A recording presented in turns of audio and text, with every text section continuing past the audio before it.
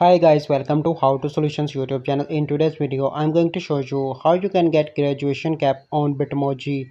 Before getting into this video, must subscribe to our YouTube channel and click on the bell icon. The first step you need to do is to open Snapchat. Once you open Snapchat, you simply need to click on the icon in the top left, and then you need to click on the hanger icon.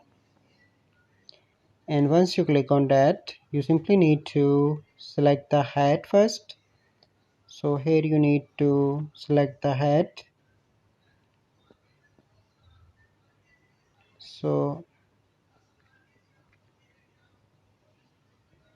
in the outfits you need to select the hat. So let me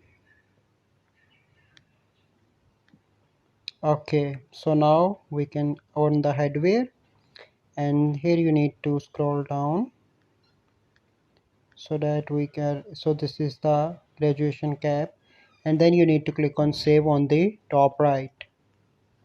Okay, so now it is done. So this is our process by which you can get graduation cap on Bitmoji. I hope you find this video helpful. If you find this video helpful, must like this video, subscribe to our YouTube channel for future videos. We'll see you in the next video. Thank you. Have a good day.